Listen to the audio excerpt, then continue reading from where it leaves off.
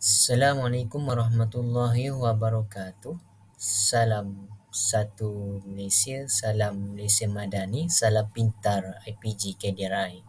Nama diberi Muhammad Danish Ajud bin Hasrul dari unit BM3 akan mempersembahkan projek digital yang bertajuk Pemanfaatan Digital Memperkasakan Pendidikan Holistik.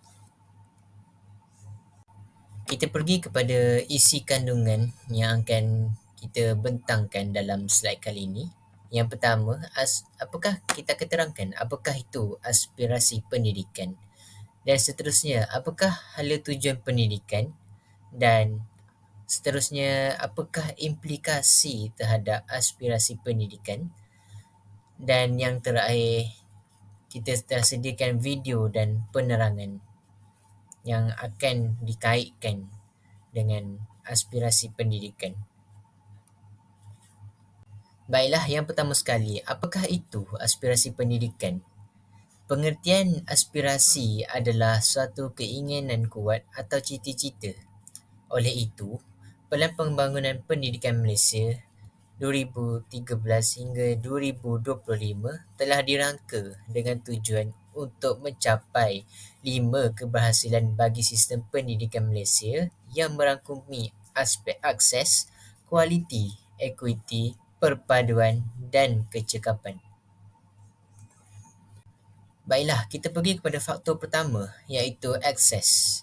Setiap kanak-kanak warga negara Malaysia berhak mendapat kesamarataan peluang pendidikan bagi membolehkan mereka mencapai potensi masing-masing. Kementerian berhasrat memastikan kadar akses sejagat dalam kalangan kanak-kanak dari peringkat prasekolah hingga ke peringkat menengah atas, iaitu tingkatan 5 menjelang 2020. Baiklah, kita pergi yang kedua, kualiti. Semua kanak-kanak akan berpeluang mendapat pendidikan cemerlang berdasarkan keunikan sistem pendidikan di Malaysia dan setanding dengan sistem pendidikan antarabangsa. Aspirasi sistem pendidikan negara adalah untuk meletakkan Malaysia dalam kelompok sepertiga teratas dalam pentaksiran antarabangsa mengikut pengukuran TIMSS dan PISA dalam tempoh 15 tahun akan datang.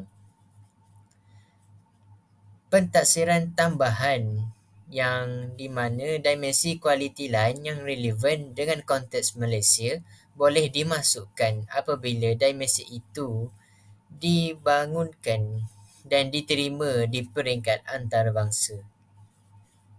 Baiklah, kita dah tengok daripada aspek akses dan kualiti, dan kita akan pergi yang ke seterusnya, iaitu yang ketiga, equity. Equity ini ialah sistem pendidikan berprestasi tinggi menyediakan pendidikan yang terbaik kepada setiap kanak-kanak tanpa mengira kedudukan geografi, gender atau latar belakang sosioekonomi mereka. Kementerian berhasrat untuk merapatkan lagi jurang pendapaian antara murid bandar dengan luar bandar, tahap sosioekonomi dan pencapaian antara gender sehingga 50% menjelang 2020. Baiklah, marilah kita pergi yang keempat, iaitu perpaduan. Murid yang berusia antara 7 hingga 17 tahun menghabiskan lebih 1/4 daripada masa mereka di sekolah melalui interaksi bersama murid lain daripada pelbagai latar belakang sosioekonomi, agama dan etnik. Murid belajar memahami, menerima dan menghayati perbezaan. Keadaan ini mewujudkan suatu perkongsian pengalaman dan aspirasi bagi membina masa hadapan Malaysia. Kementerian berhasrat menjana suatu sistem pendidikan yang memberi peluang kepada murid berkongsi pengalaman dan aspirasi bagi membentuk dan memperkukuhkan lagi asas perpaduan di dalam Malaysia. Baiklah, kita dah mengenal dari faktor akses, kualiti, entiti, perpaduan, dan akhir sekali kita akan mengenali apakah itu kecekapan. Sistem pendidikan Malaysia telah menerima peruntukan yang tinggi, namun peringkatan keberhasilan murid masih tidak sepadan dengan sumber yang telah disalurkan ke dalam sistem. Walaupun kerajaan akan terus mengekalkan tahap pelaburan semasa, Kementerian berhasrat untuk memaksimumkan keberhasilan murid mengikut tahap peruntukan semasa. Baiklah, seterusnya kita dah mengenal apakah itu aspirasi pendidikan. Namun, kita perlu tahu apakah hala tuju pendidikan. Pelan Pembangunan Pendidikan Malaysia 2013 hingga 2025 telah menyediakan kesamarataan akses kepada pendidikan berkualiti bertaraf antarabangsa. Dalam hal ini, KPM telah melakukan penambahbaikan terhadap pelaksanaan kurikulum pada peringkat sekolah rendah dan menengah. Hal ini dapat dibuktikan menerusi pelaksanaan semakan semula kurikulum standard sekolah rendah KSSR dan kurikulum standard sekolah menengah pada tahun 2017 untuk memastikan kurikulum di negara sejajar dengan tujuan dan supaya negara lebih maju. Baiklah, kita pergi ke objektif kita yang ketiga, iaitu implikasi ataupun kesan. Terdapat beberapa implikasi terhadap sistem pendidikan melibatkan pelbagai komponen yang merangkumi implikasi terhadap kurikulum, murid, guru, kepimpinan, sekolah, institusi dan latihan guru. Baiklah kita per, ba, Baiklah kita pergi kepada implikasi terhadap kurikulum. Kandungan ditambah baik mengikut trend global untuk menghadapi cabaran abad ke-21. Kebat diterapkan dalam penulisan kurikulum, pendekatan pembelajaran mendalam, kontekstual dan berkesan. PDP berpusatkan murid-murid dan aktiviti yang memerlukan murid menyelesaikan masalah. Pentadsiran dilaksanakan secara sistematik dan berterusan untuk mendapatkan maklumat tentang perkembangan tahap murid. Perkembangan murid ini direkod dan dilaporkan kepada ibu bapa. Baiklah, seterusnya ialah implikasi terhadap murid. Murid belajar dalam persekitaran yang kondusif. Impak daripada PPPM murid mempunyai pengetahuan dan kemahiran bertaraf dunia, nilai moral yang tinggi serta berupaya bersaing dengan rakan sebaya dari negara lain. Murid belajar dalam persekitaran yang mempunyai kepercayaan asas bahawa murid boleh berjaya selain mempunyai hak bersuara dalam membentuk pengalaman mereka. Guru akan menggalakkan murid untuk menyuarakan pendapat mereka agar guru mengetahui gaya pembelajaran mereka. Baiklah, kita pergi kepada implikasi yang ketiga, iaitu implikasi terhadap guru.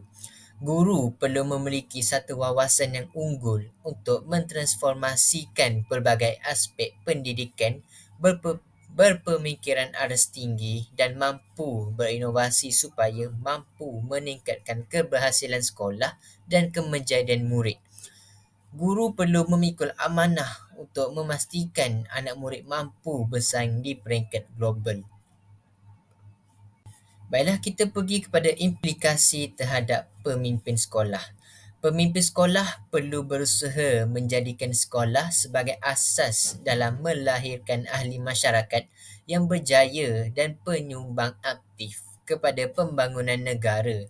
Pengetua atau guru besar berperanan sebagai peneraju, pembimbing dan pendorong kepada guru, murid dan kaki tangan di sekolahnya. Guru besar perlu menjalinkan kerjasama profesional bersama PPD bagi mendapatkan input untuk sasaran prestasi tahunan dan akan menikmati ketelusan yang lebih tinggi berkaitan keputusan. Baiklah, implikasi terhadap latihan guru. Berlaku perubahan terhadap cara pemilihan dengan meningkatkan dan menguatkuasakan syarat kelayakan kemasukan ke program latihan perguruan.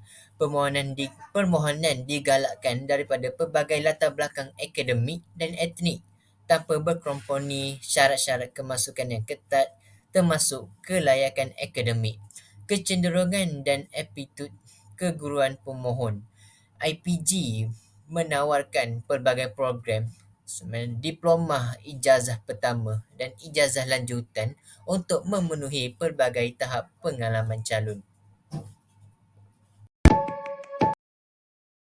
Baiklah, saya sudah sediakan video YouTube berkaitan BBM dan selepas video itu tamat, saya akan terangkan apakah kaitan video itu dengan aspirasi pendidikan.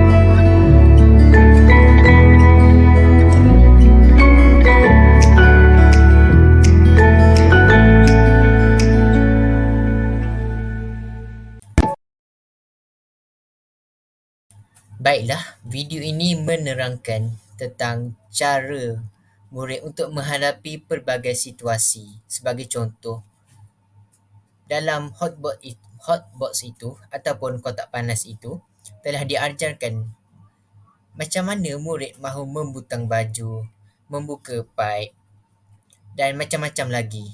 Dan ini saya kaitkan dengan aspirasi pendidikan iaitu bidang kualiti.